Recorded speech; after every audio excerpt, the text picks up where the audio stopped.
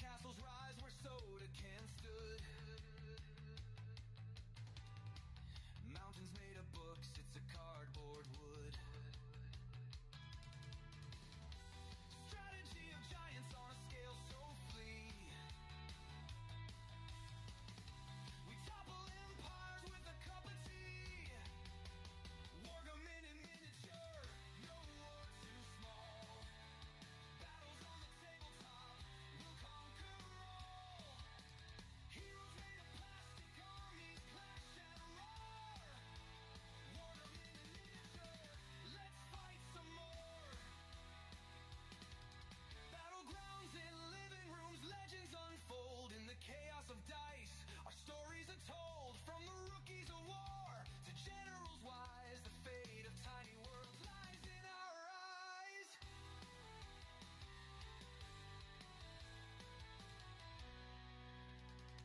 Snacks to the side and the glue close by.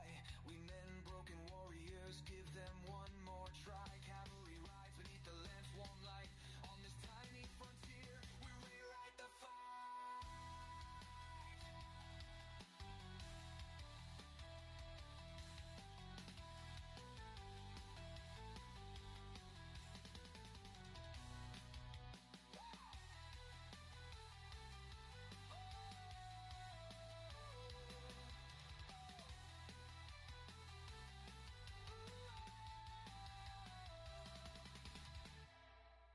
Wargaming in miniature, no war too small. Battles on the tabletop, we'll conquer all. Heroes made of plastic, armies clash and roar. Wargaming in miniature, let's fight some more.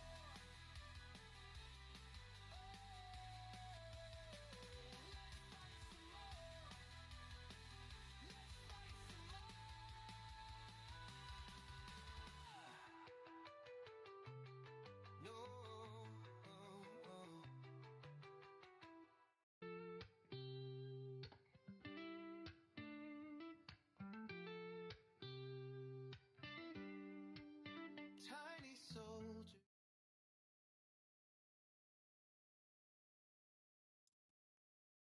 All right. Hello again, everybody.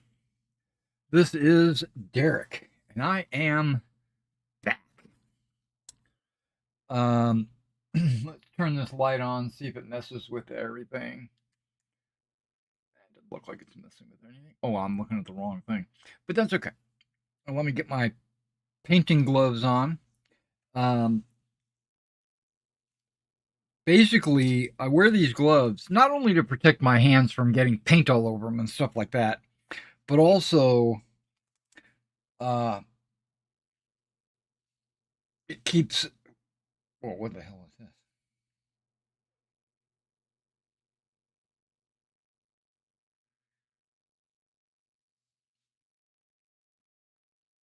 I don't know what that is.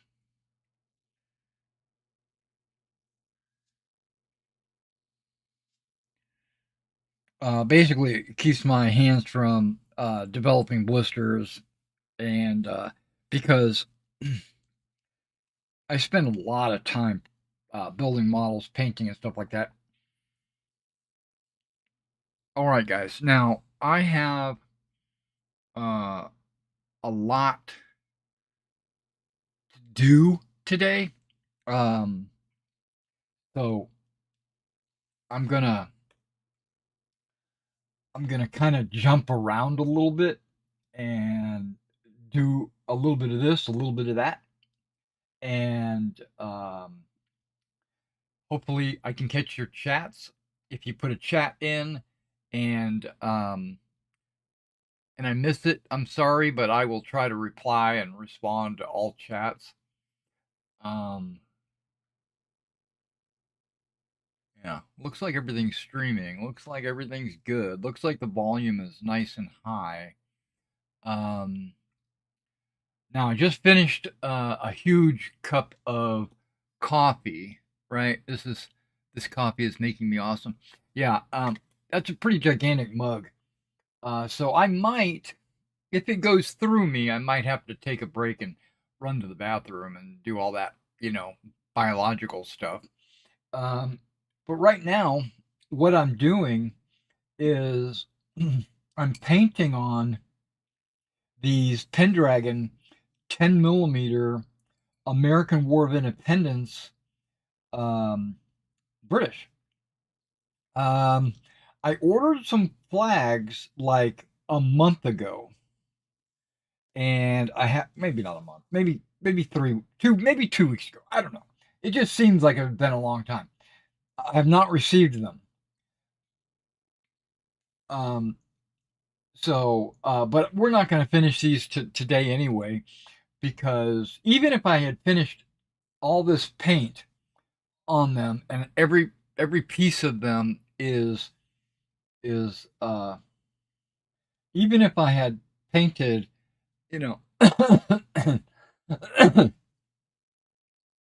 even if I had painted everything on these guys, um,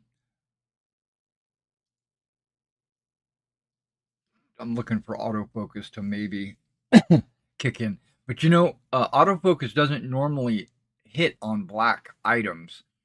Um,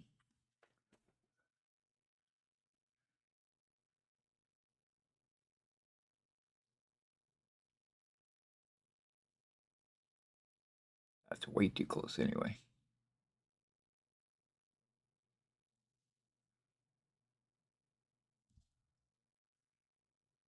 Not normally anyway. My autofocus doesn't seem to be, it wants to focus down there. Oh, wait, there we go. Yeah, I'm still working on these guys. And that's what I'm going to do today. But even if they were finished, is what I'm trying to get at. Even if they were finished, I would still need to apply a wash to the general body of them, and then once that wash dries, which I would give it a few hours, and this stream is not going to go that long. So, what I normally do when I do a live stream, I usually stream about 2 hours or so, uh, and talk about all different kinds of things about what's going on in my hobby life. Okay, so let me get started painting, and then as I'm painting, I will rant about various things that's going on in my hobby. Um, how do I get that off my screen?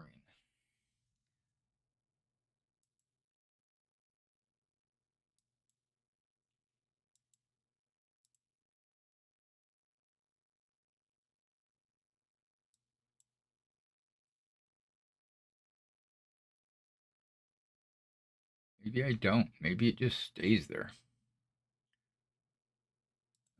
No, even if I switch any of these other things,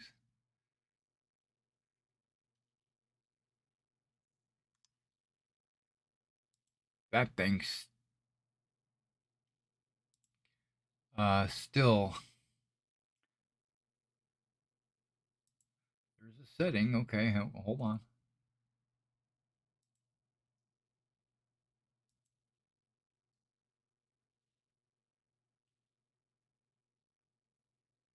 That just changed how I view the current live stream.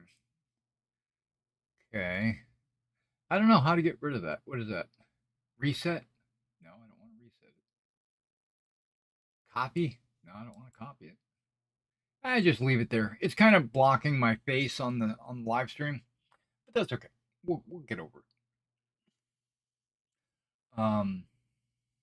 Well, before we get started, I just want to say welcome to the stream. I hope you guys enjoy me talking a little bit about what I'm doing in my hobby, and the status of my health, and my philosophy, and what I've been doing, what I'm planning on doing, all that good stuff. Okay, so I wanted to paint their pants, right? I'm using a Troyani painting to inspire me on painting these guys. This is the 20th foot. Um, they have these dirty brown off-white pants.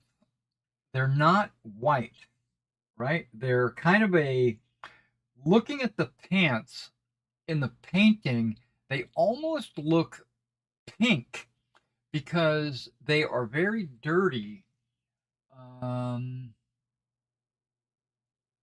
there are some paints on my spinner over here that I might be able to use. They're all too dark, aren't they?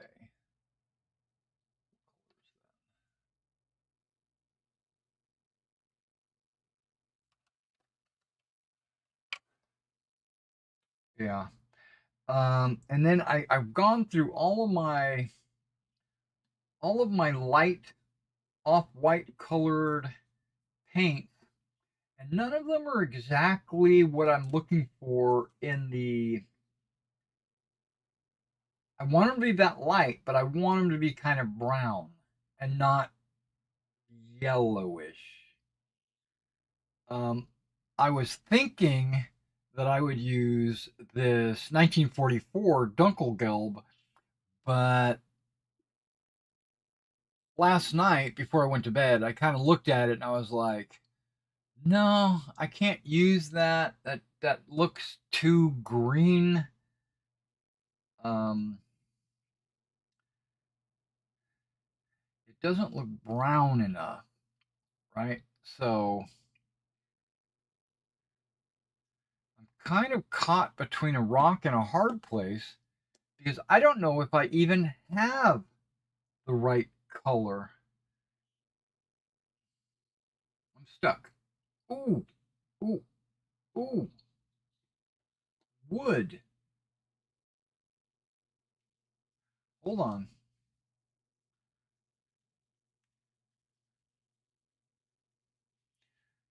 Let me give it a little shake. Now, okay, that's got some brown in it. See, and it's super light. I don't know. This other color is cream white. No, here's another Dunkelgelb. Okay, so this Dunkelgelb is definitely not the Dunkelgelb I need.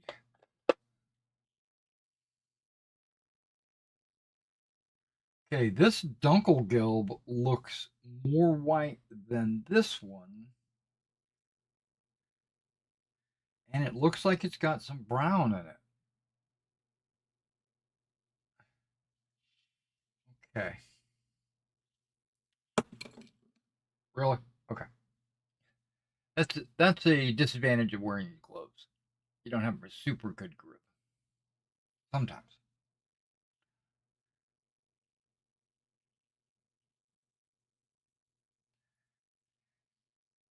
Now these Atom sitting sideways in my paint rack sometimes settles.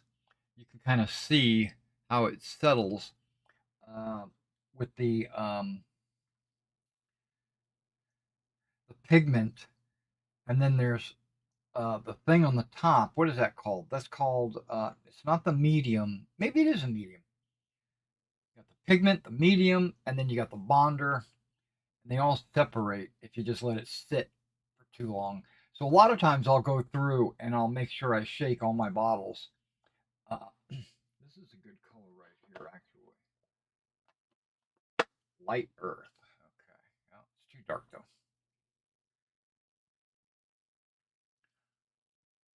Okay. That looks darker than this one.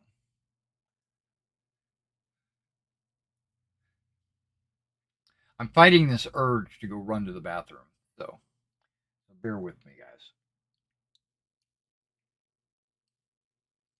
Okay, so what I am doing, either one of those would work. I'm going to use this one. This is the Dunkelgelb. This is the wood. Wood is a little bit too dark.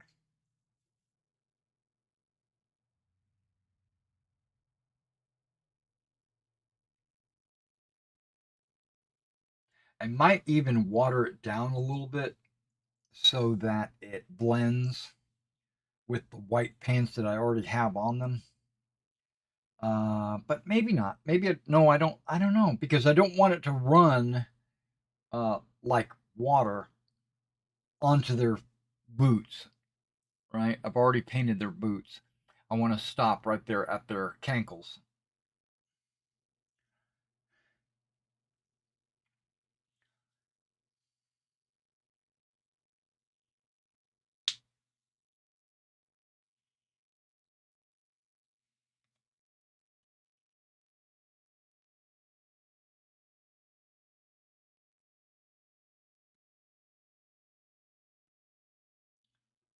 Yeah, I didn't hear the little mixing ball move around inside there.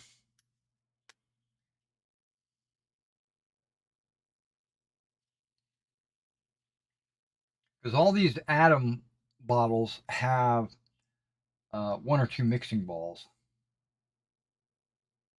stirring ball as they call it. That's added bonus of the atom. Okay, here we go.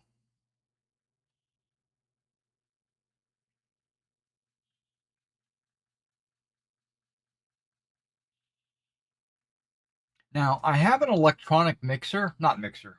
I have an electronic shaker that you can strap your paint bottle down and it goes.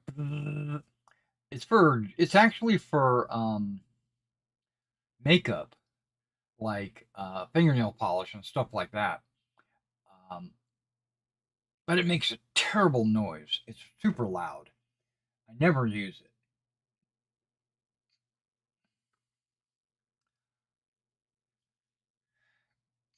Let's give it a second drop.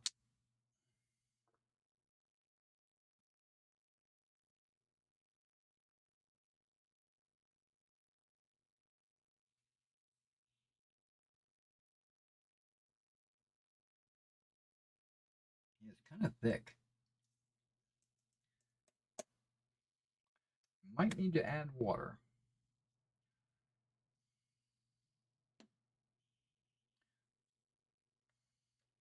Okay, because of the situation, I'm going to put water off to the side.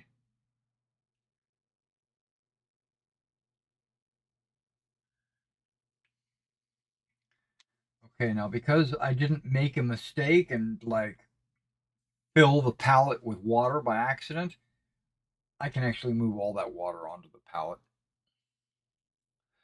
Hey, we got Brian Osman. Hey, Derek, I'm glad to see you are looking and sounding much better. Thank you, I appreciate it.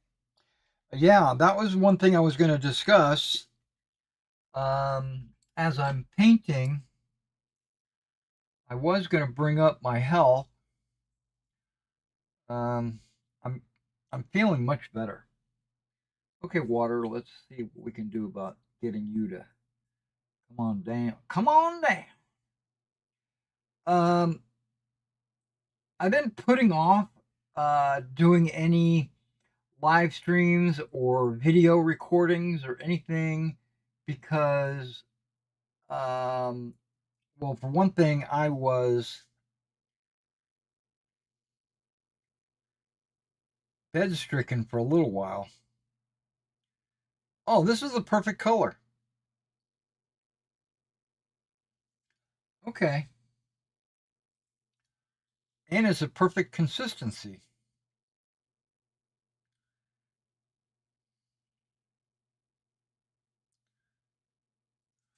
I thought about using a like a khaki or something like that. But that's just too brown. So we're using the Dunkelgelb DG3.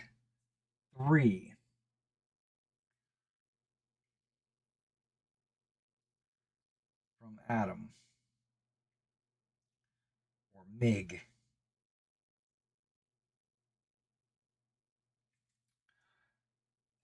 These uh, these American War of Independence British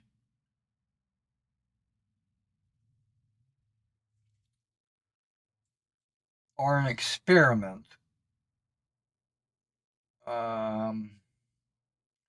to decide if I want to migrate my armies from 15 millimeter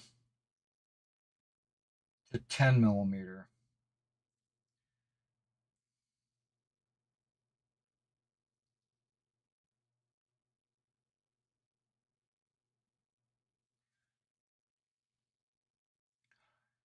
And I'm still on the fence right now. I'm not sure if I want to pull that trigger.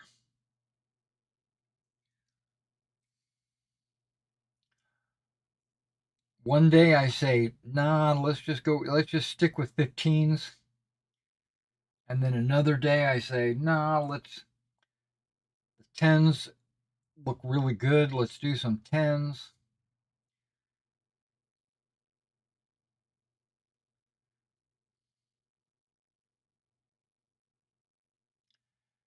What's going to make my decision for me, I think, is when I base these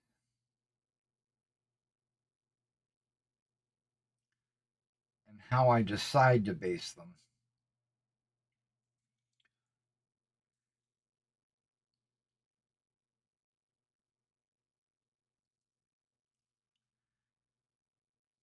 Now I've got the exact same number of figures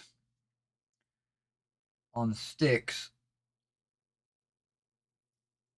in 10 mil that I did in 15. What I'm planning on doing is compressing the base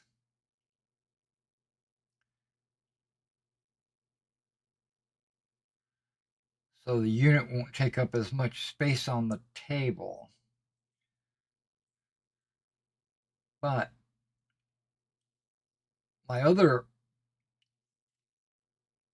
idea was to leave the basing the same and then just add figures. Right? Have multiple 10 mils in the same base that I would have less 15s. Now, what that does, it does a visual thing where it makes it look like there's more men on the table, you know. The units look chunkier,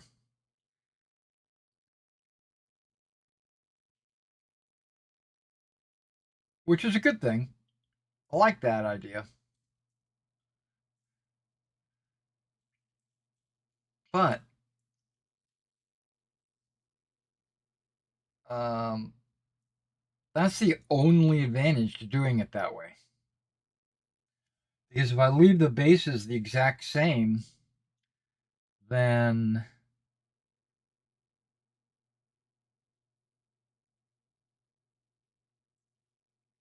it's only an appearance thing.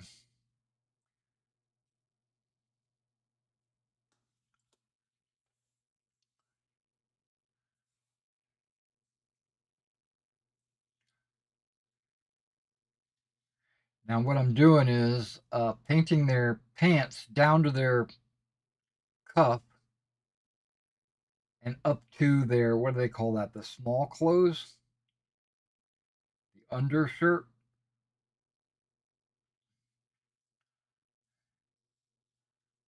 Because the undershirt is white. The pants were kind of not so white.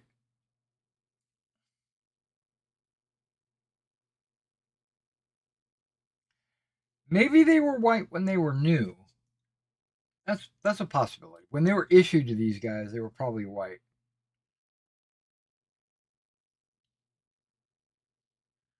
But when the been on campaign, you know, been here in America for a long time, maybe they started not to fade, but to get kind of dirty.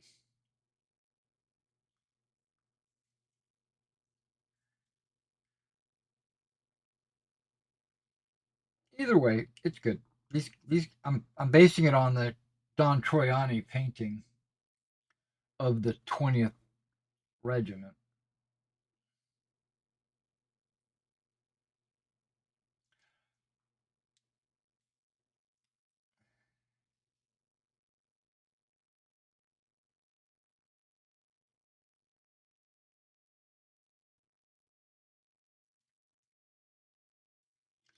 Now, I've already applied a flesh wash to their face and hands. I might need to go back, especially on that second one, and lighten up his hand because I think I put way too much flesh wash on there. He looks like an Indian.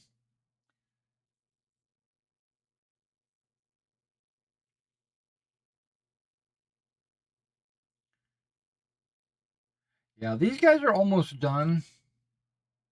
I got them started right before my health went into the gutter. Basically, I painted their jackets, and then my health dropped off a cliff. Um, my health.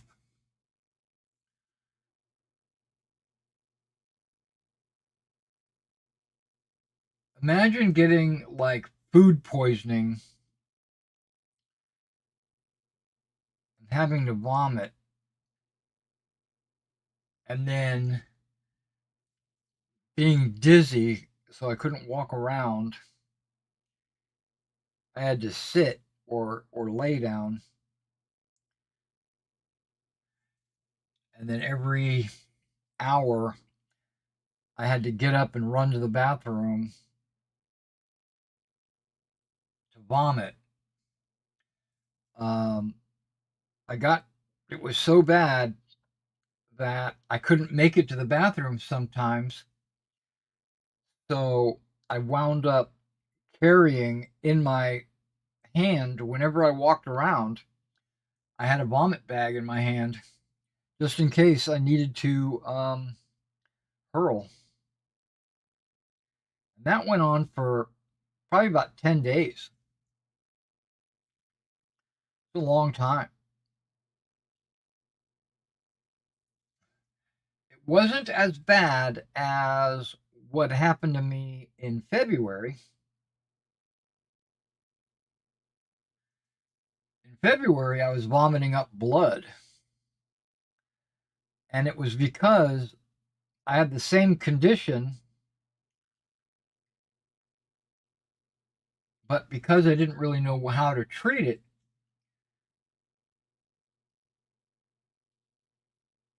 it got to the point where it was um, irritating my esophagus, and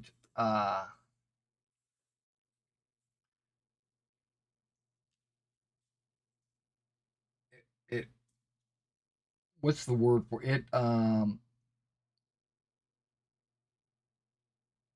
Wore away my basically thinned out my esophagus,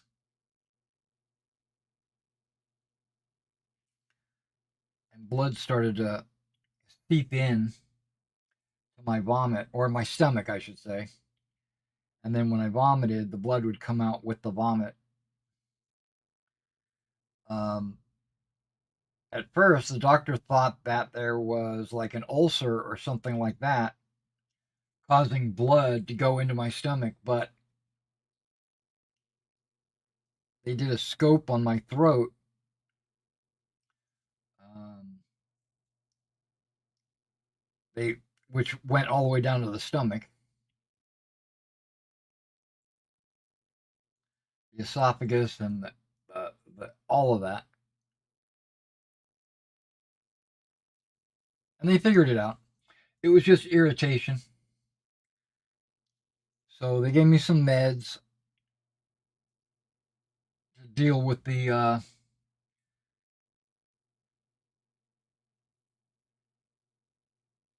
throat irritation.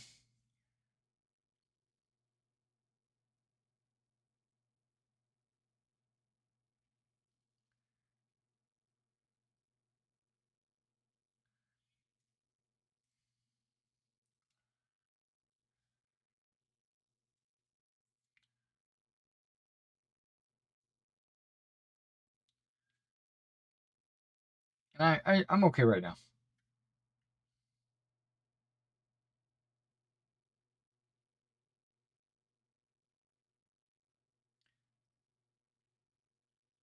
They said it was kind of like acid reflux. So they gave me some medicine to reduce the acid in my stomach.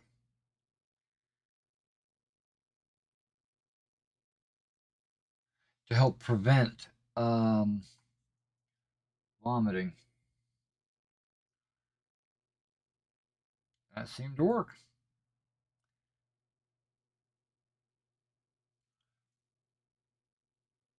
And this last month, what really caused it, or I should say, what aggravated, I mean, maybe not caused it, but what aggravated it and caused it to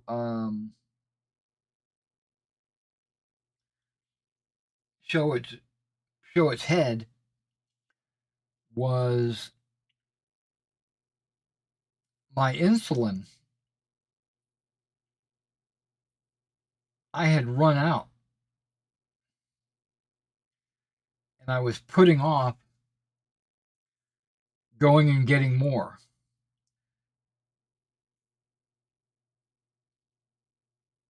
I mean, it's super cheap, you know. Um, the kind of insulin that I use is kind of like dirt cheap. But I said, I'll get it next week. And then what happened was my blood sugar got out of control and caused me to start vomiting.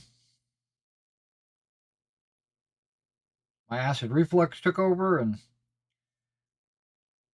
then there was no coming back. And that's what happened. But now I don't have to worry about it. Now, a couple of days ago, I had enough strength. There's a little story here, a little off the cuff anecdote. A couple of days ago, I had gotten enough strength to basically start painting and do modeling, and I went out to the garage deliberately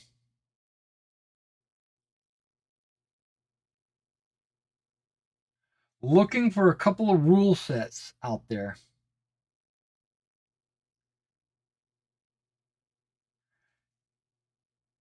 And I got them in a box on the table right there. I found my old Command Decision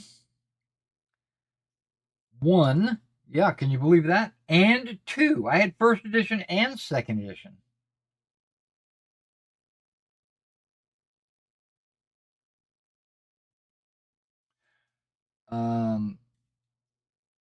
I could not find, and I was looking for it, my Spearhead. I was like, where is Spearhead? And then I uncovered a game that I thought was gone to the cleaners. And that was Operation Overlord. Do you remember that game? It was a miniature game, World War II miniature game, produced by Italary. and it is a freaking good game. It's way better, in my opinion. It's way better than Bolt Action. Bolt Action has just become more. I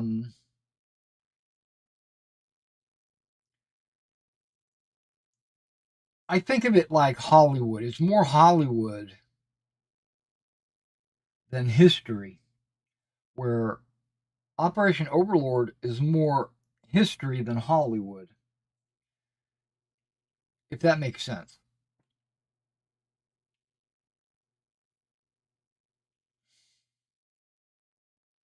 Okay, I got their pants.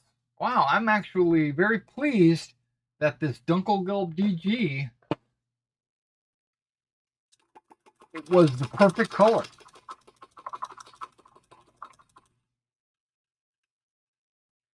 It's just not white enough to be able to tell that it's not white. It's still super light and brown. I'm digging it. All right, now before I paint their cut down caps that they're wearing, because these are Saratoga British, I need to paint their hair. And I pulled out flat earth. I was going to paint their hair flat earth.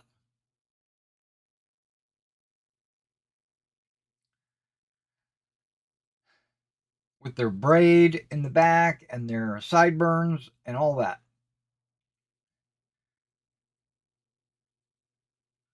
And I might have to pull a 5-0 out. There we go. There's 3-0 and 5-0. I pulled some of my paintbrushes out, and I've got like a couple of 10-0s over here. I didn't even know I had them. These guys are like brand new brushes. I had a whole pack of brand new brushes, and I said, "Oh, I got all these brand new brushes. Let me take a look at them." Oh my gosh, look at that, a 10-0.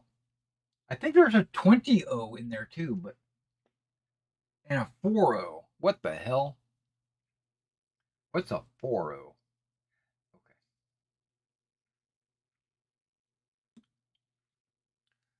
give me a second. My throat.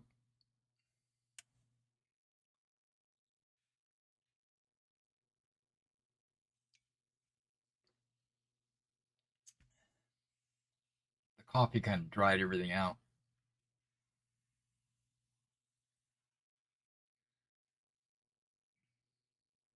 So, all right. But while I work on these guys in 10 millimeter, I want to talk a little bit about all my projects.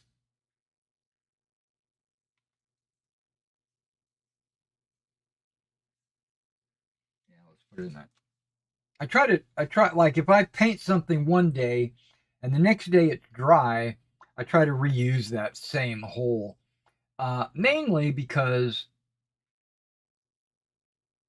um, it's like recycling. It saves me from having to throw that aluminum foil away. Okay, so what was I saying? Yeah, while I paint these, I want to talk about all my projects. I know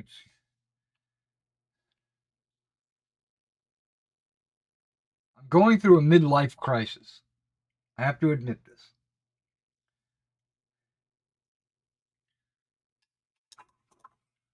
I cleaned all these brushes over here. I cleaned them all using my acetone a couple of days ago.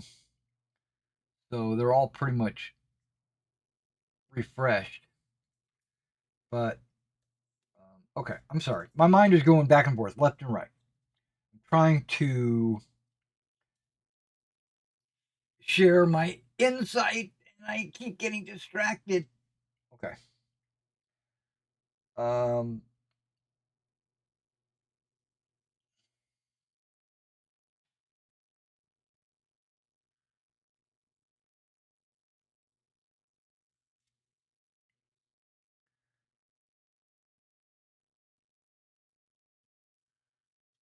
Sorry, I'm concentrating over here.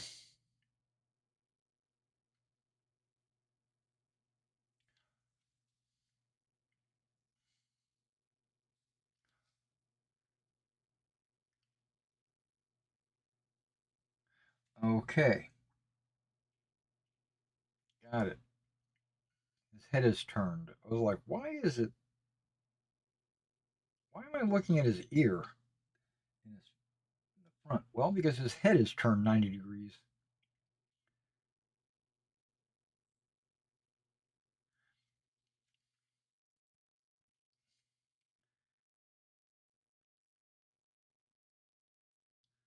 So, as you know, if you've been following my channel,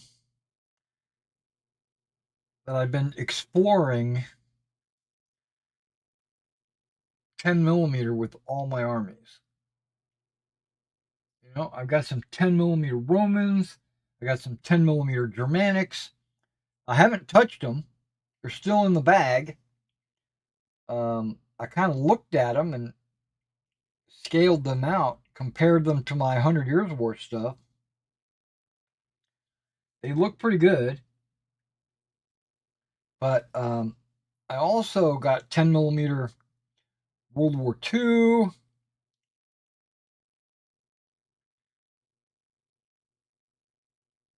Now, I've already tried 10 millimeter Napoleonics. A couple of years back,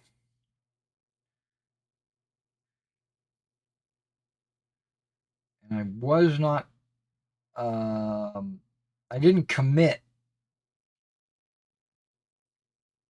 to do 10 millimeter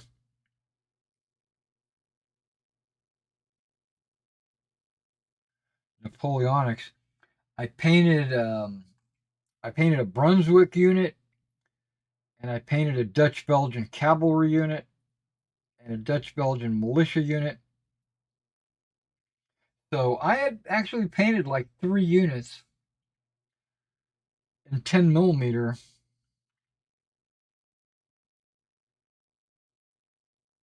Yeah, I think they were Pendragon. I know they were Pendragon.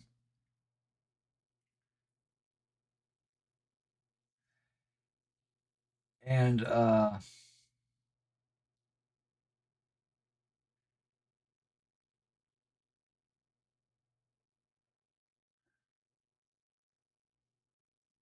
was planning on doing all my Napoleonic army in 10 mil. I had bought a bunch of bags. I mean, a bunch, hundreds of dollars worth of Napoleonics. And after I painted those 3 units, I decided I wasn't going to do that. I'm going to stick with 15s.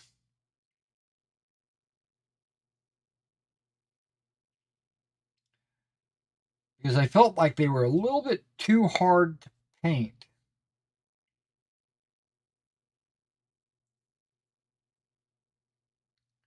And I think that's partially due to me having failing eyesight.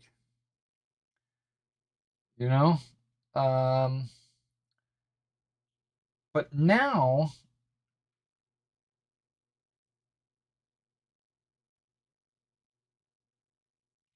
with a good set of painting glasses that magnify,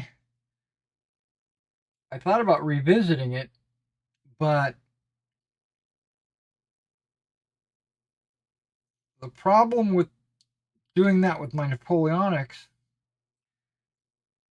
I'm not going to say it's a huge problem. I've done it twice before, actually. Is that I've already got a bunch of 15 millimeter Napoleonics painted and ready to play.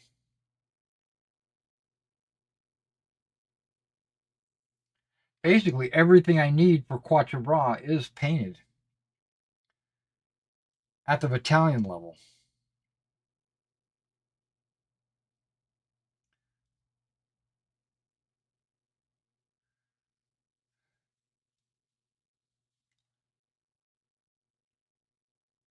Now, a little bit of history.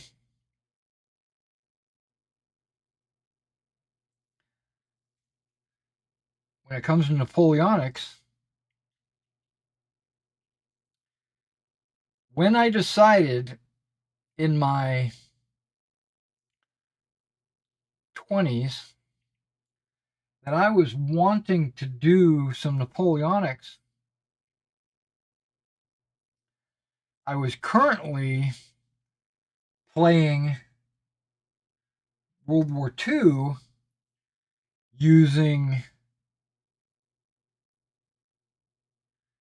command decision. And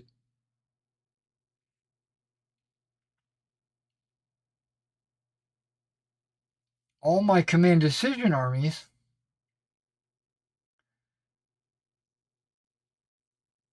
at the time of me committing was in 1/72nd soft plastic.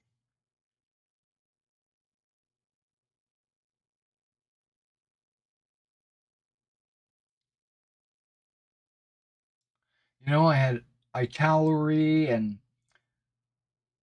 Revell and Aerofix and all that kind of stuff.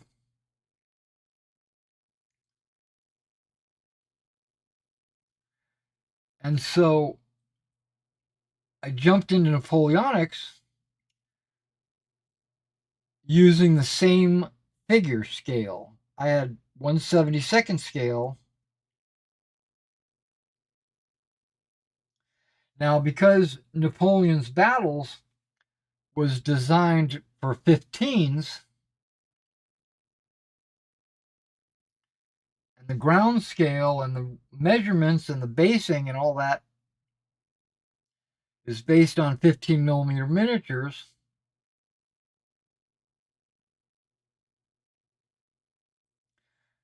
I had to do a little bit of conversion, scale wise, for firing ranges and movement distances and stuff like that. I even took it to a NashCon and we played Waterloo. I had all the figures in 1/72nd to play Waterloo. I hosted a game of Napoleon's Battles, 1/72nd, Waterloo. And the table was a little bit cramped. A lot cramped. I felt like there wasn't any room. Now I'm hosting, I'm not playing, but I'm watching and I'm saying,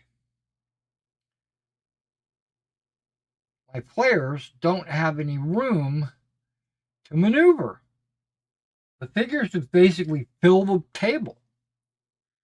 1/72nd are 20 millimeter figures. These things are pretty damn big.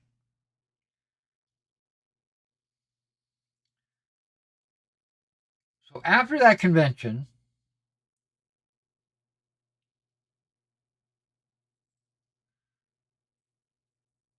I got deployed to Berlin. So when I got to Berlin,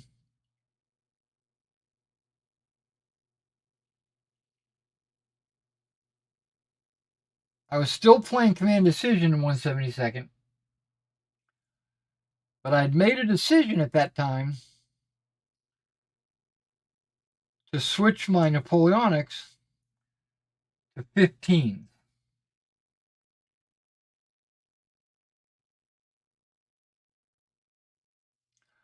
And I put an order in with my local hobby shop back in the States, in Nashville,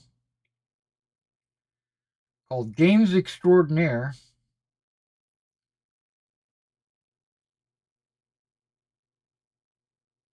I've gone through with a fine tooth comb, and I picked out every single unit that I was going to need for Waterloo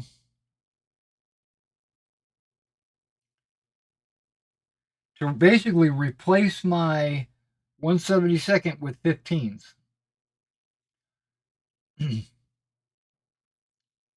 Now, this order was probably about $2,000. So I put this order in.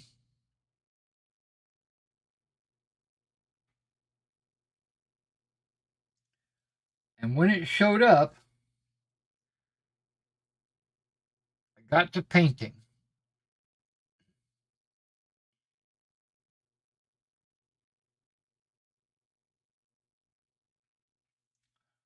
And 4 years later,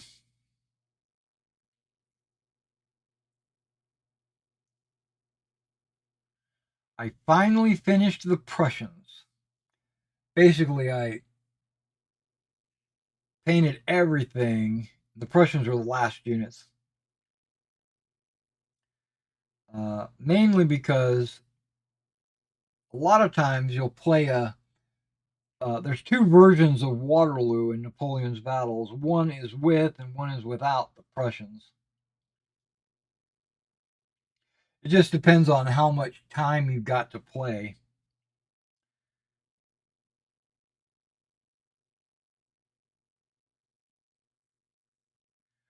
But I finished painting them.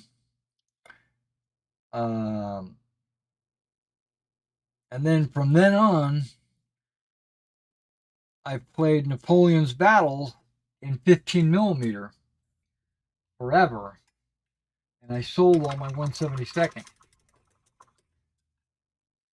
My point is, okay, I know this is a long story, but it's filler for the video. But it's also to let you know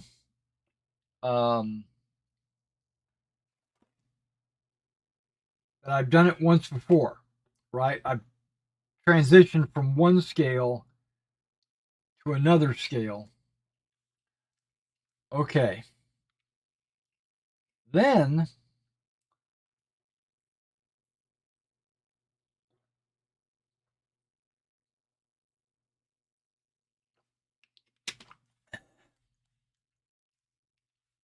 I actually didn't order this.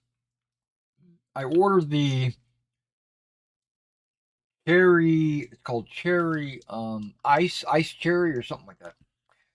And my delivery driver decided to substitute, probably because they were out. That's what I'm guessing.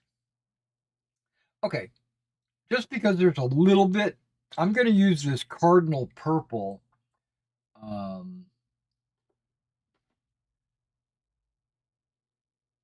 Not the serif red. I'm going to use this cardinal purple, which is mostly red. You can kind of see it's almost like a really dark, rich red. But I'm going to use this on a few of the NCOs and officers' sashes around their waist. You could barely, you're never going to see it at this scale, but I'm going to do it because I'm cool like that. Okay, so I got back to the States and one thing led to another, and I made a decision that I didn't want to play Napoleon's battles anymore. Not because it's not a good game, because it is a great game. It's actually one of my favorite games of all time. The problem is I'm too good at it.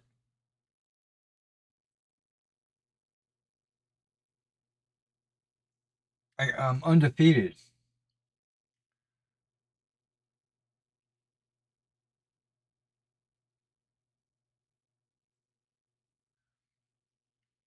I have a friend, his name is Tom, and he loves Napoleon's battles as well.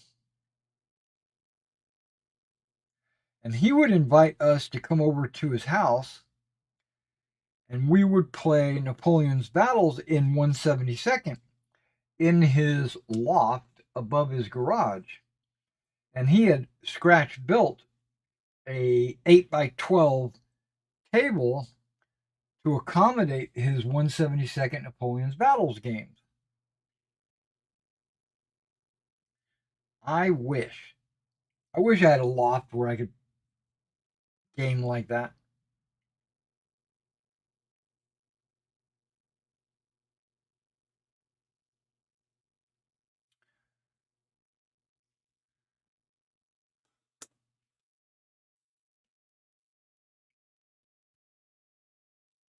Well,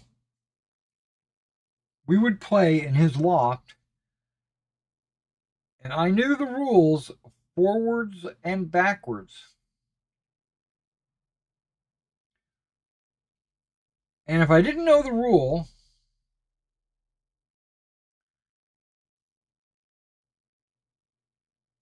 which was rare, but sometimes,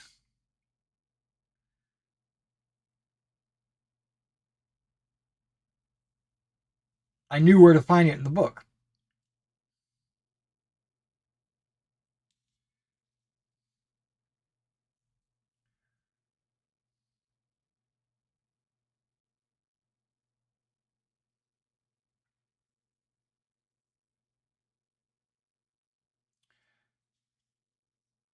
Not that that's a big deal,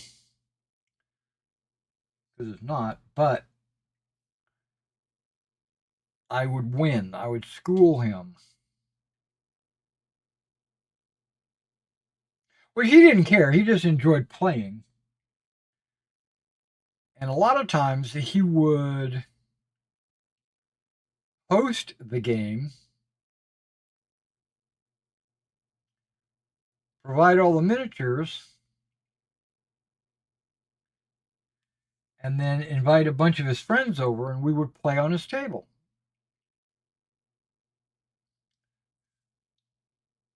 And like Trump, I was sick of winning.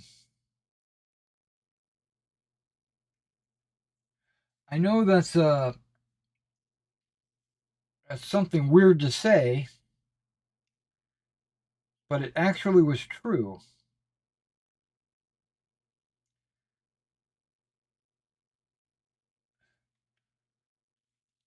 I was like, I'm trying my best here to win because once you get me on the table, I'm going to be competitive. And I just crushed everybody. And Napoleon's Battles has this flaw that once you figure it out, you can dominate the game. And it's a 1-inch pinning cavalry infantry tactical combo. That's I'm not going to get into all that, but the main thing that is the flaw, because that's not a flaw, that's just strategy. But there is a flaw that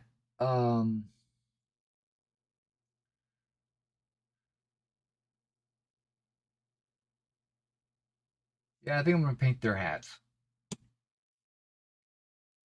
Um, there is a flaw in determining who wins. I know that's a out of game meta kind of flaw, and it's no big deal. Nobody really cares until the game's over, and you're calculating victory points, and you're trying to determine who won and who didn't win. I knew that there was a loophole that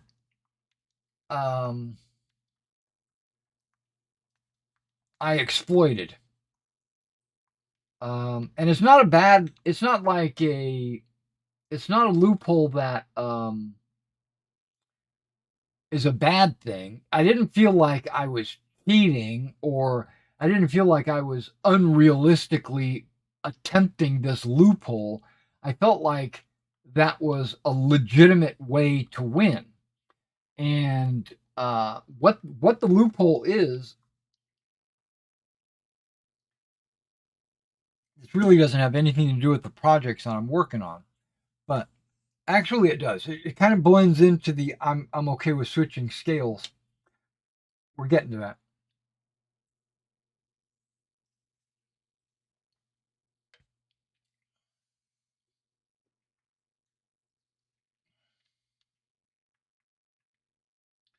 Um, the loophole is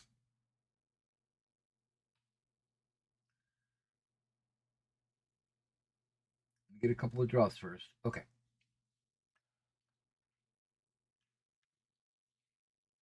Um, this is how it's kind of written.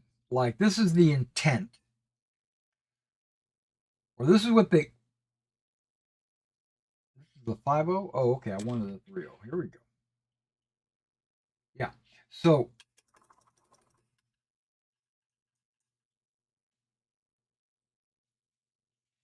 for every casualty inflicted on your opponent, you get 1 victory point. Okay. That seems reasonable, and that goes both ways. If they do casualties to you, you get they get victory points. If you do casualties to them, you get victory points, and that just adds to your tally. So far, so good, right? Let's get that air bubble out of there. Well, okay, let's leave it. And the towns, some towns were considered more valuable than others, right?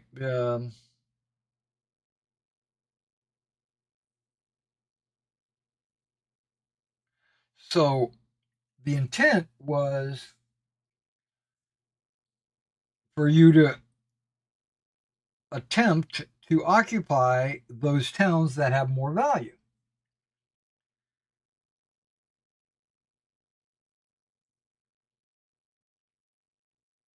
So it gives one side or the other incentive to go a certain place on the table. Go occupy this town to get 50 points, or go occupy this town to get 100 points, or and in Napoleon's battles, now this is scenario driven, and that's pretty much all we ever played were actual battles. Some objectives, let's say town X, if it's held by the French, it's worth this many points. Let's say 50. But if it's held by the British, it's worth 100. So it wasn't like both sides get 100 if they occupy it at the end of the game. No, one side gets a certain amount, and the other side gets a certain amount, depending on who occupies it. And I'm also okay with that. I'm okay with all the rules, actually. Um, Basically, that just tells me that one side or the other deems that objective to be important, where the other side doesn't. But it's not a secret You know, so the French player knows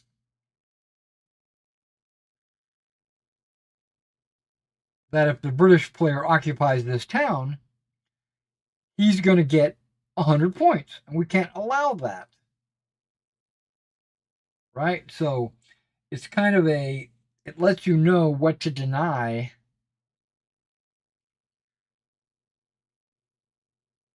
your opponent. Again, so far, I'm okay with all of this.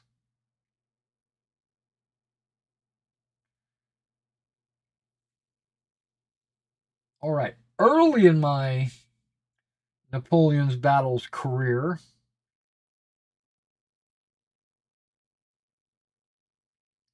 I learned a valuable lesson.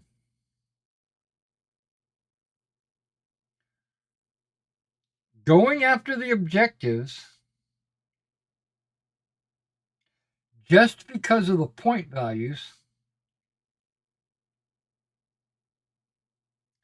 could cause doom because it might be protected or it might be a hard nut to crack or whatever, right?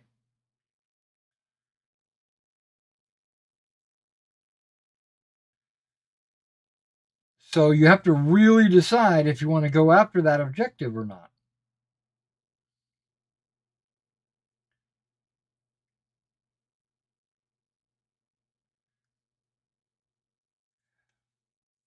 But there's also, okay, let me rephrase it. And once the game is over, like the time limit runs out, both players tally up their victory points, you compare them, and you determine who won. Right? Sometimes you're really close.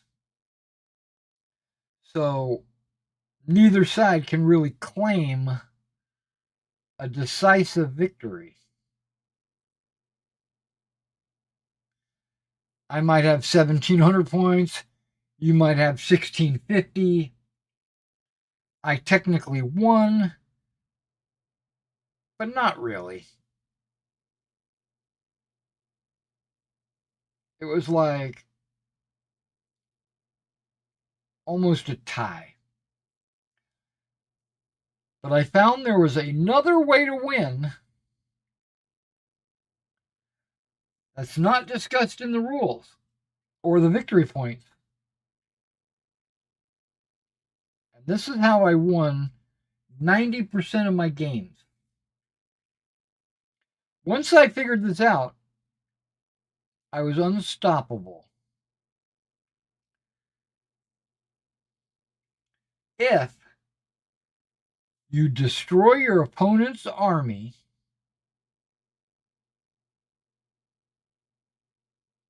you win by default.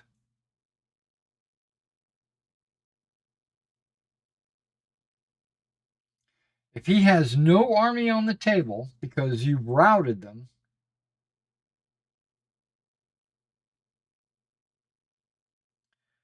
you win. So I stopped looking at the battlefield as an objective based game. I stopped looking to figure out, like, how am I going to take that objective? And started looking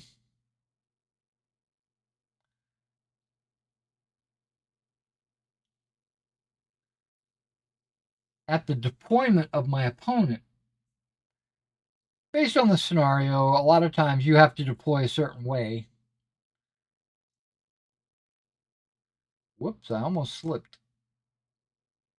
Or I did slip, but at least I didn't hit anything. There's like this little spot that my brush won't get into. Okay, there we go.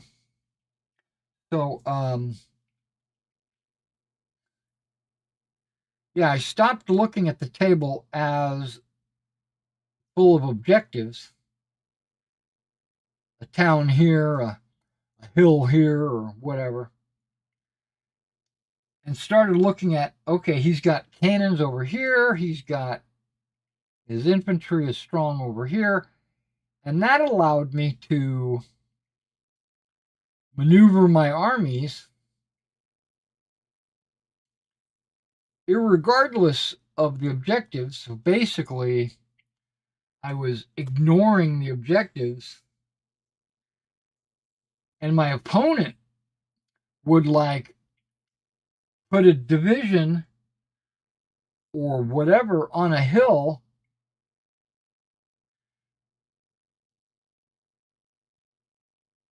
because it's an objective that I'm supposed to be trying to take. Guess what? I didn't try to take it.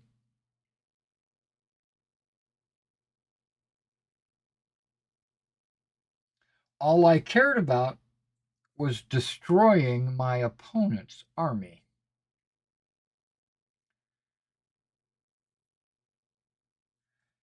So by doing that, I was winning every game by total annihilation. When you get to a certain point, the rest of your army goes with the, like, you can only lose a certain percentage.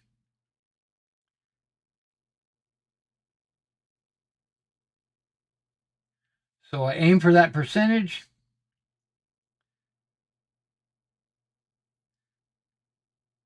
If there's a division up on a hill and I don't need to destroy that division, then I won't even attack him. And he would be like, well, why are you attacking me over here? There's no objective.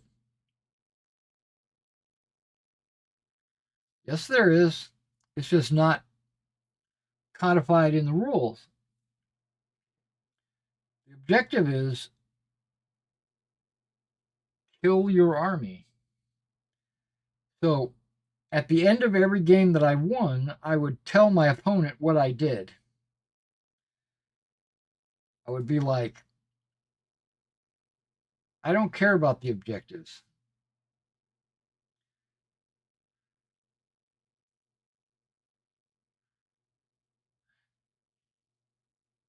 So Napoleon's battles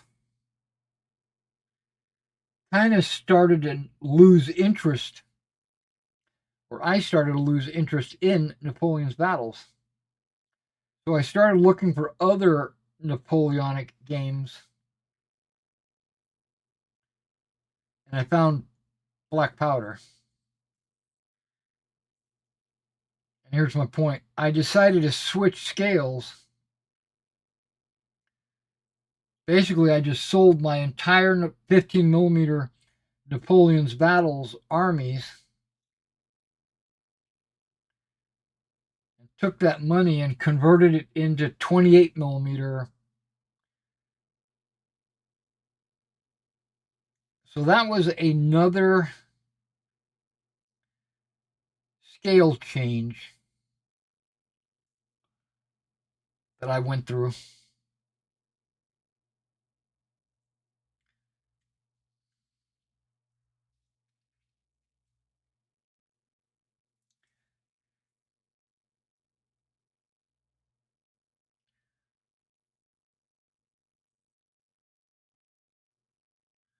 And at that point, once I started realizing that 28 millimeter takes a lot of room on the table,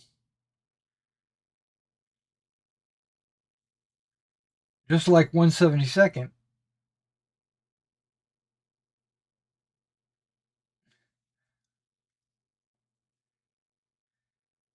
and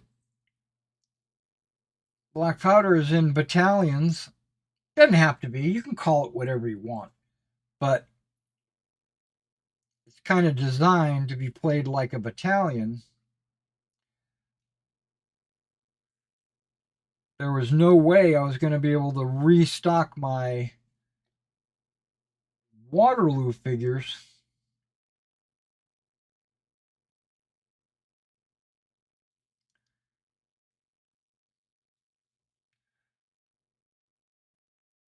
But I found a battle that led up to Waterloo, which was Quatre Bras.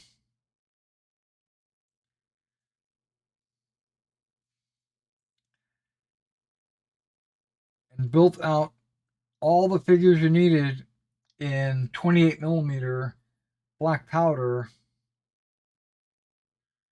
to do Quatre Bras.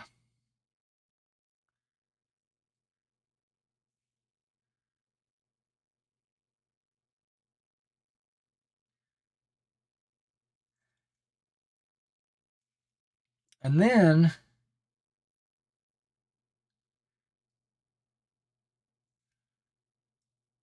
yeah, here's the funny thing.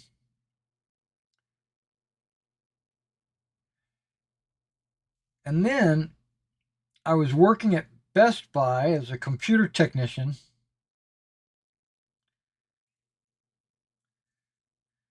knowing that I had these armies, knowing how, or units, I should say, knowing how long it took me to paint them.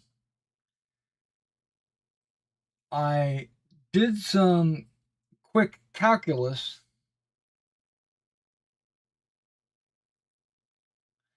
to determine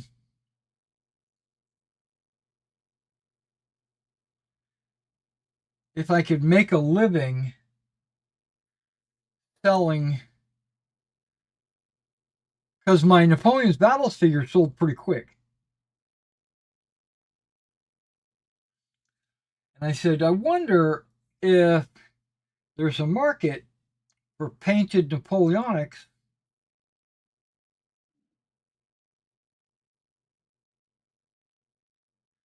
in 28 millimeter.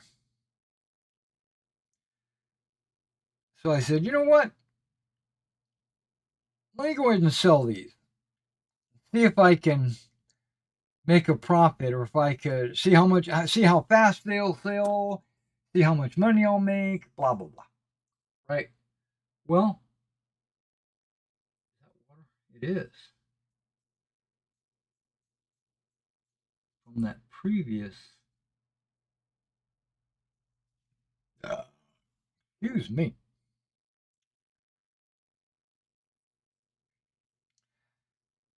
So,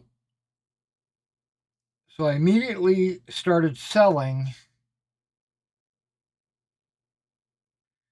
my Quatre Bras army, 28 millimeter battalions.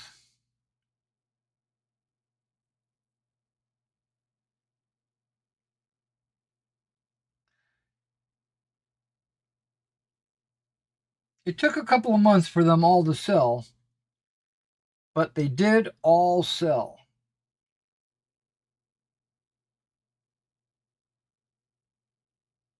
And I noticed that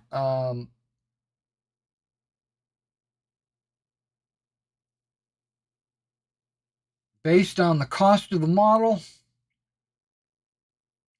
and the time invested into painting them,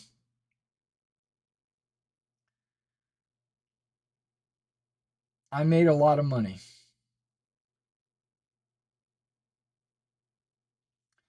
Okay, guys, that coffee is finally hitting me.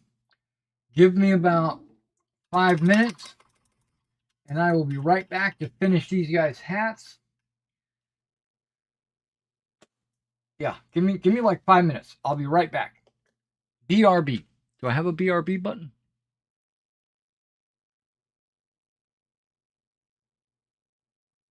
I don't. All right. Well, I'll be right back.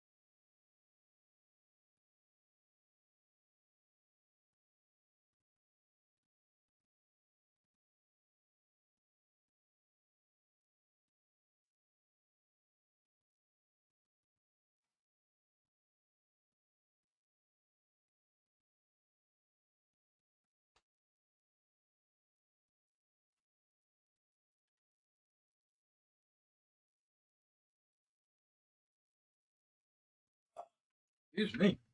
I'm coming back. All right.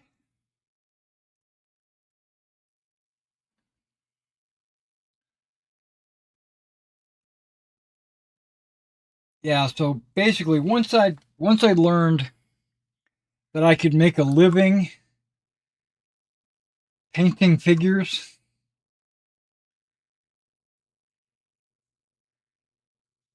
I started doing it while I was working at Best Buy. And after a quick month or two, I realized that I didn't need that job anymore. I could just dedicate my full day instead of just a half a day to painting and gaming, YouTube videos, and all that stuff. And so basically, COVID hit and I quit.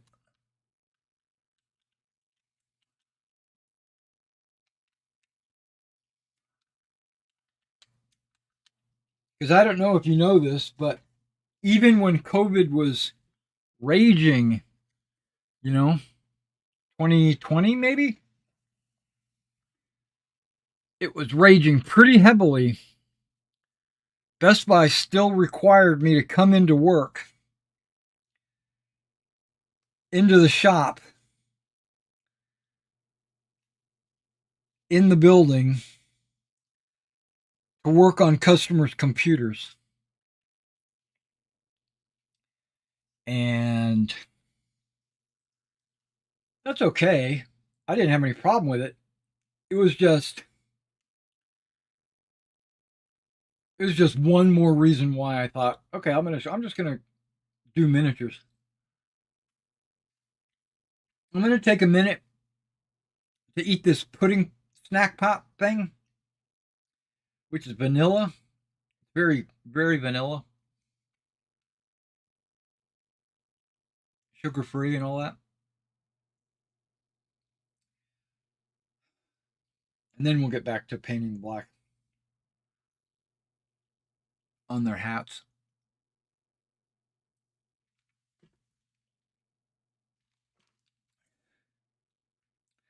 So so I had sold all my miniatures, Napoleonics, but I love Napoleonics, so I had to rebuy them. So I started rebuilding my 28 millimeter personally for black powder,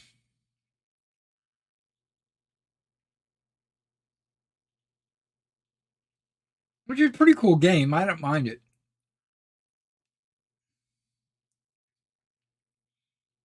But it just takes up too much space on the table. I don't have the table space for it. I could make a table. I had a ping pong table right here in this room.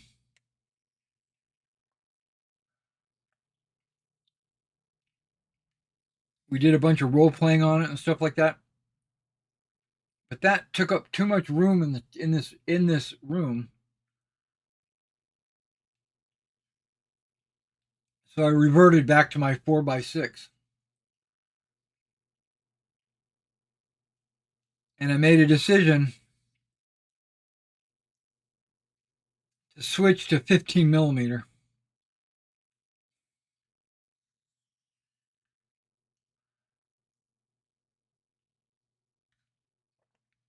So started painting 15 millimeter. Sold my 28 again. So I've switched scales a bunch of times.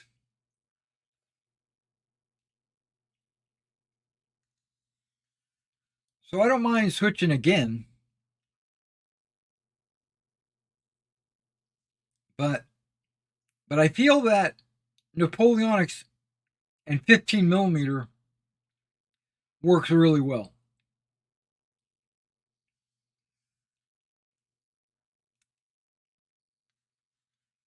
But I didn't go back to Napoleon's battles. I wanted to start writing my own rules called Marshals and Generals.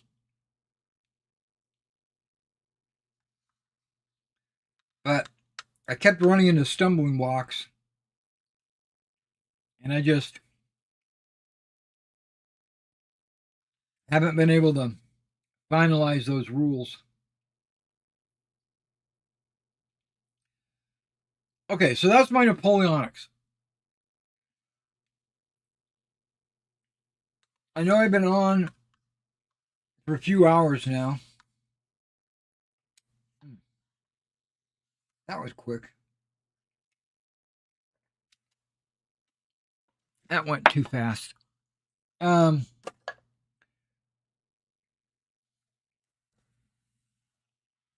Yeah, we're going to be ending the stream here pretty soon, so I want to hit on a couple of topics real quick before I let you guys go.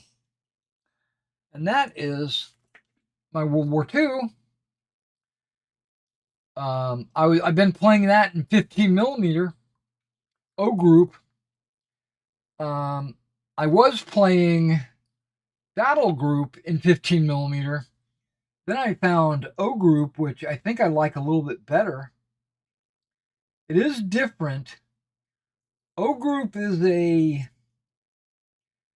multi-base game where Battle Group is a skirmish game. It's a man-to-man.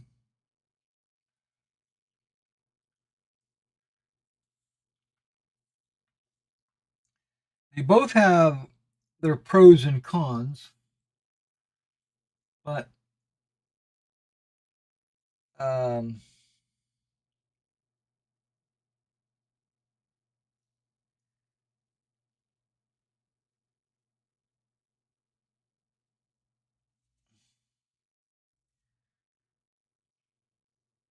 but when I got those 100 Years War figures from Wargames Atlantic, and they were 10 millimeter, it really it lit a light bulb in my head. And it motivated me to maybe exploring 10 mil in World War II, which I got a couple of 10 millimeter models in. And I can easily play O group in 10 millimeter.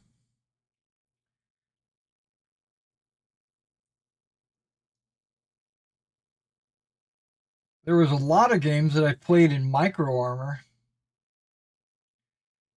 and 15 millimeter.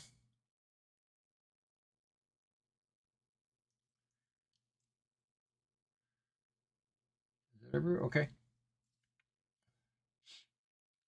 And so I experimented with 10 mil World War II.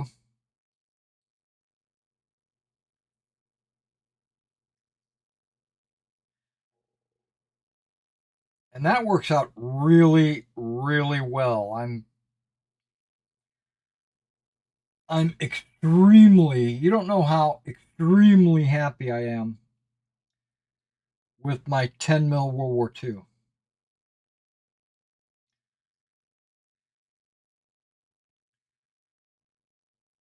I am over the moon. So I sold all my 15 millimeter World War II, and I'm in the process of rebuilding everything in 10 millimeter.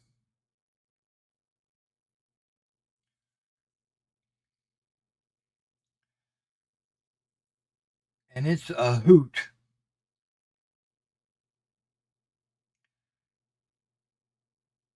Now, I was afraid that I wasn't going to be able to find everything that I needed, or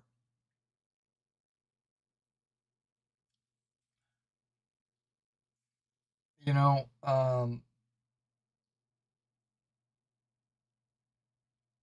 Don't tell me I just. Okay, that's okay.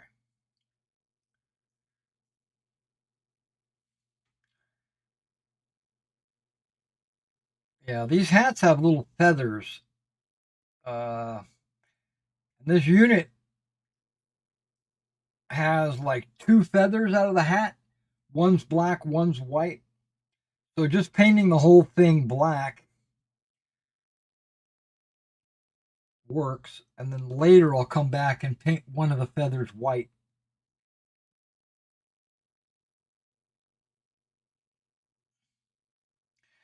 Now I think I might put some gray highlights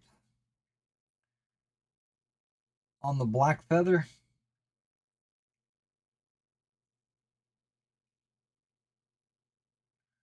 Just so it kind of stands out from the cap.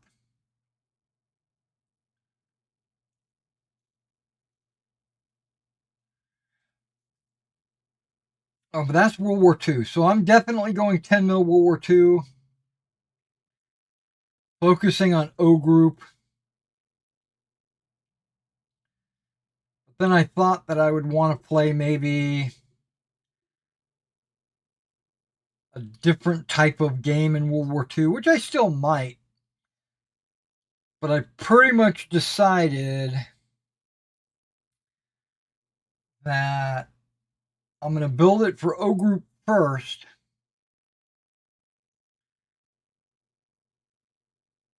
And then maybe expand it into another, maybe command decision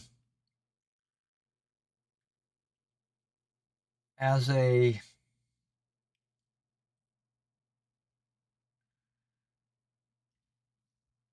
as like a bonus.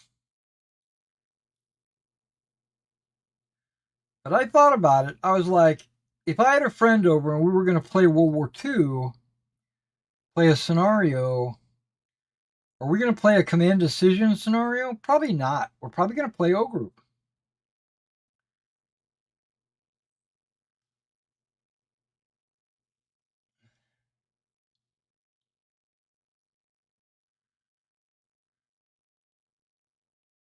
Okay, this probably needs to be a 5-0 and not a 3-0, but that's okay.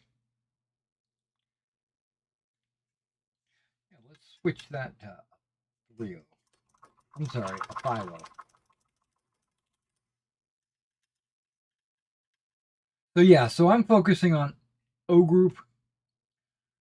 And ever since the infantry from Victrix was determined not to be 12 millimeter, it's actually 10 millimeter.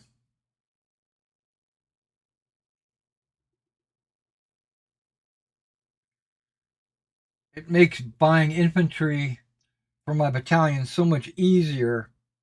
You just buy one bag and you've got everything you need. Literally, you got everything you need to make that battalion.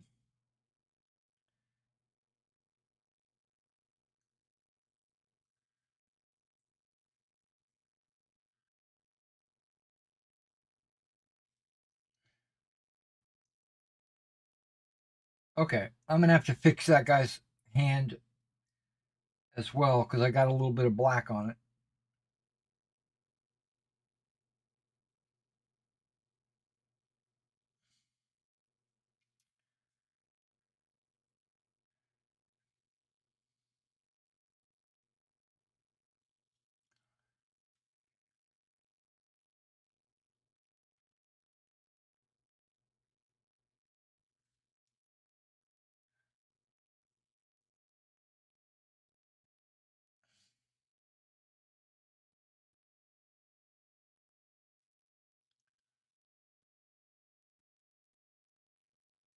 I'm doing their sword sheaths right now.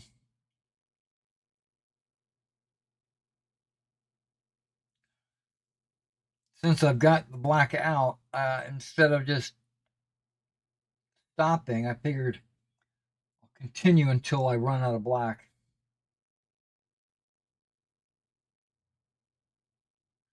getting their sword sheaths.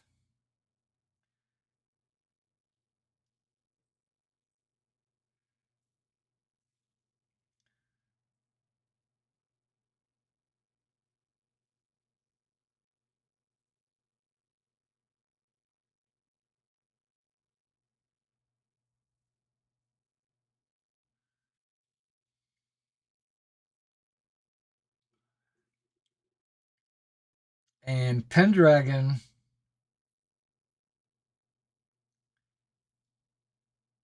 has almost every gun, nation, tank.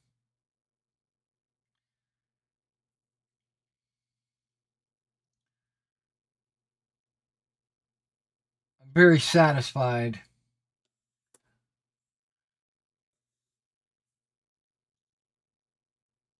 And then I said, okay, well, if World War II and my 100 Years' War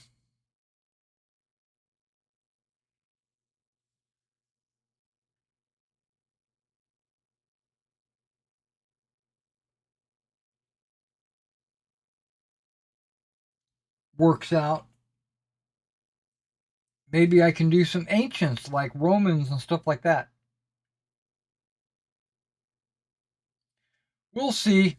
I haven't put them together and based them and all that yet. But I've already sold my ancient armies in 15. So I'm pretty much committed.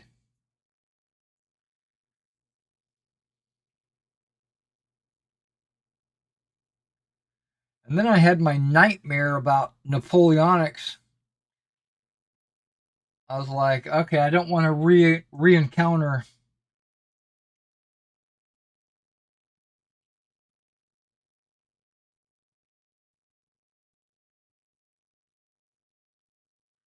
that horror fest that I went through a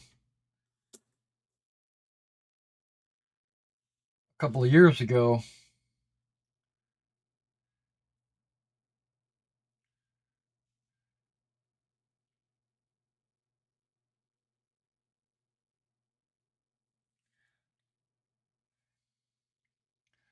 And then American War of Independence. That's what I'm doing right now. Just based on these British guys,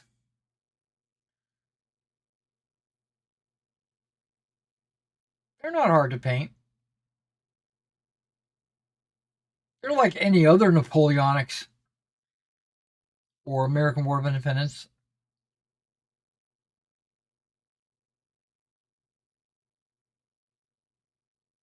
There's just a lot of straps, if you know what I mean.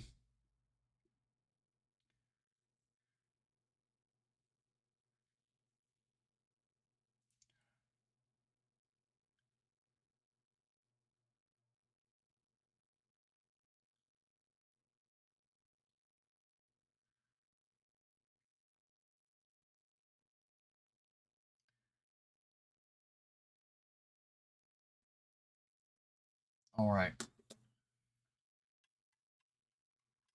So, final. After all this talking, we finally get to the last project that I have been wanting to work on for the last few years that I haven't touched on because I've been doing all this World War II, Napoleonics, uh, American War of Independence, Romans. I've been doing all of those. And so, okay, no more painting. I'm just gonna talk and finish off the stream with the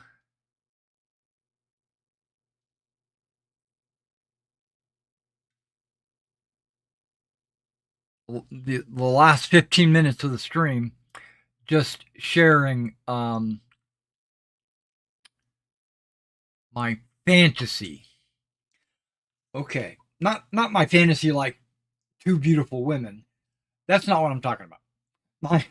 My fantasy orcs, dwarves, elves, dragons, giants, that, okay? I found a game because Warhammer Fantasy was pretty fun. I enjoyed it. I had a good time. But when they stopped supporting Warhammer,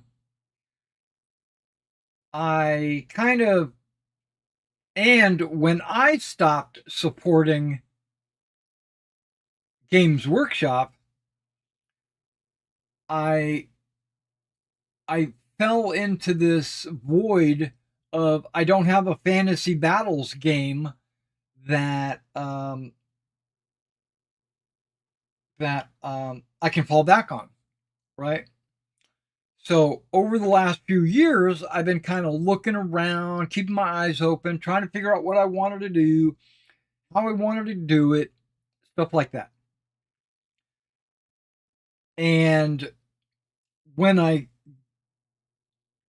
when I got turned on to all this 10 millimeter excitement, a switch went off in my head. Is there a possibility to do 10 millimeter fantasy? There is. There is a huge possibility. But okay, so let me back up. So I tried finding like what are some popular uh fantasy rules out there. There's conflict, which I looked at that and the models look way too big. The models are I don't know. It's like it's a unique scale, and I don't want anything that's a unique scale.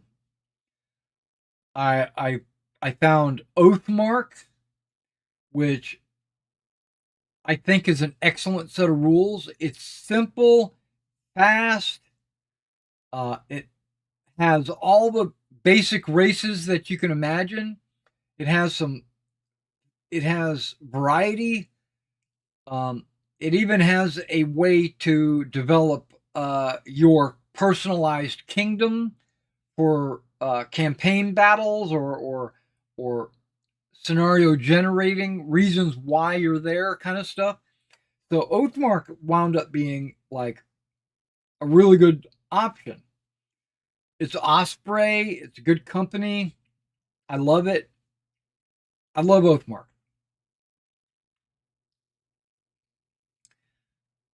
My plan was to play Oathmark in 28 millimeter. I was going to. I saw somebody else do this. Ash and Stone, I think is his channel.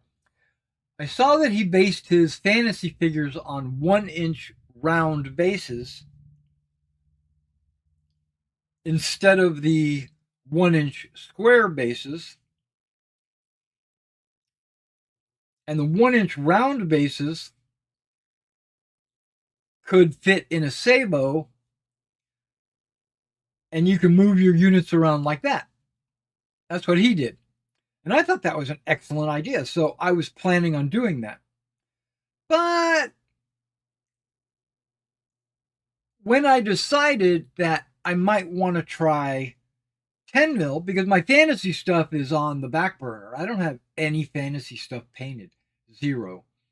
Um, I was like, I painted up some skeletons, but then I sold them. Because I put them on 1-inch squares and uh, yeah, well, they're gone. The as part of the store, but the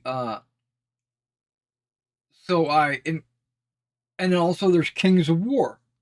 Kings of War has really cool mechanics for um, eliminating units, right? It's not you don't remove casualties, you remove whole units. And I thought that Kings of War was a 15 millimeter game. I thought it was designed for 15 millimeter, but and I could easily convert that to 10 mil. That would be no problem. But I found that Kings of War is a 28 millimeter game, same as Warhammer or any of these other games, and they have bespoke models. They have nations and unusual units that are only in Kings of War. That kind of turns me off a little bit, because if I wind up getting Kings of War as my game, but I only want to play with orcs, elves, dwarves, guys like that, I'm only playing with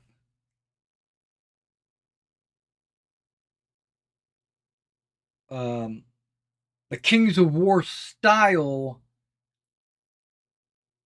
game. It's not your classic fantasy. Even though it's got really cool mechanics, I don't think I'm going to go with Kings of War. I've now when I was I used ChatGPT for a few questions, and it had some really cool answers for me when it was talking about 10 millimeter and Oathmark. It says that that's a popular way to play Oathmark, is that there are people that will take a base, put a bunch of 10 mil models on that base, and that will be considered one figure. Where in Oathmark, the way it works is, or the way it's designed, this is something I don't like about Oathmark, but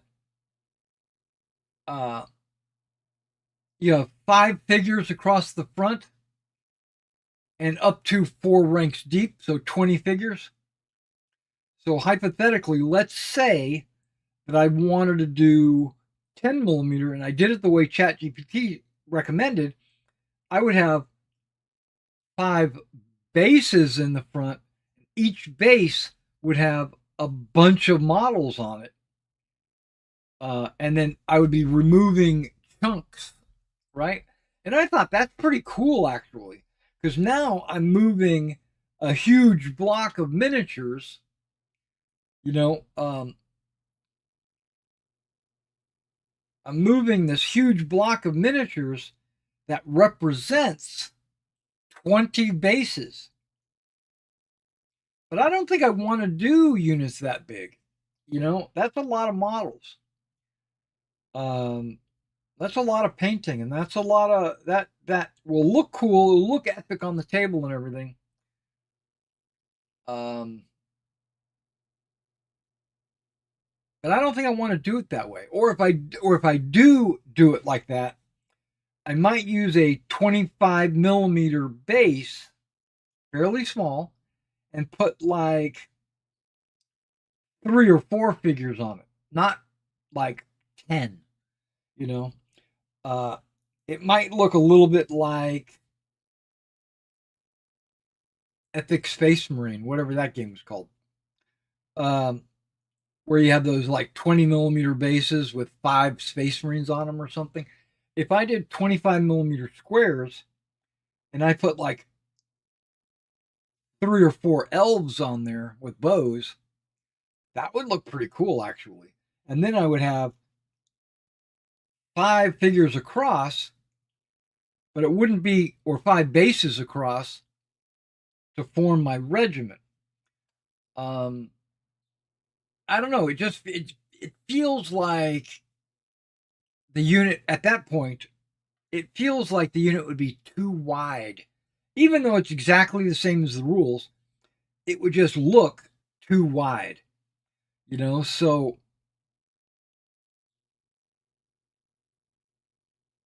I thought about doubling it, like uh, a standard 20 by 40, and having that represent, um, or just have what ChatGPT recommends, build your unit and then keep track of casualties via either a data sheet or tokens or something. And then when a certain number of casualties happen, you pluck them or something. And I was like, that's pretty cool, but I don't know how I want to do it if I go 10 millimeter. And then I thought about it, and I was like, you know what? Why don't I just do the original thing I was going to do and go 28 millimeter? I said I wasn't going to play Kings of War in 28. I was shooting for 10 millimeter. A fantasy game doesn't necessarily have to have a small figures on a big table. I can use my 4x6 with 28 millimeter, and I should have no problem with sabos and movement trays and stuff like that. Um, and then if I do the sabo movement tray, here's the next point. Then I can use the exact same figures with my Warhost game that I'm planning on getting. I already have Baron's War. I plan to work on building my Baron's War army, but it's going to be a fantasy army. And then that it's going to be fantasy humans for Baron's War. And then take those exact same models, and use those in Warhost. And if I do that, the 25 millimeter circles will work perfect. And then if I want to play Oathmark, I can just put them into their sabos and move them around as blocks. That's what I'm planning on doing. Oathmark, Warhost, going to be 2 games, 1 set of miniatures. So I'm going to have all my humans, elves, dwarves on circles in sabos. I just got a couple of sabos in with the 2 pence holes. I was planning on gluing them together on stream because I thought I was going to get these guys to this point earlier. But yeah. All right. Well, I ranted long enough. You watched me. These guys are not done yet. I still got a couple more colors. Not many. Actually, I've got their backpack already, but I need to do brass spear tips for their standards. I need to do ammo cartridge boxes, musket barrels and bayonets.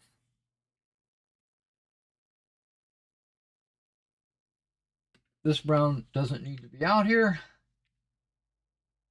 because I've already done brown. White stripes. I might do the off-white white stripes. I might not. You need to use primer white. Okay, and then I'm gonna use one of these other colors.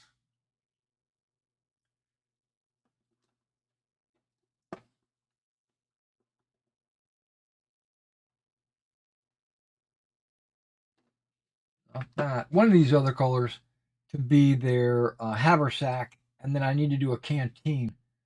I think the canteen on these models are metallic, so I'll figure that out. Maybe paint them silver or something. Because once I put the wash on them, it's going to darken it up anyway. So I really don't have that many colors left. You know, let's pull this out just to kind of, yeah, just to kind of remind me. Oh, maybe this is it. Maybe this was the one.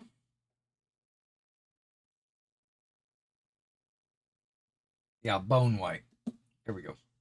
Yeah, so that's really all I got left. All right, guys. Well, thanks for hanging out, and I will catch you in the next one.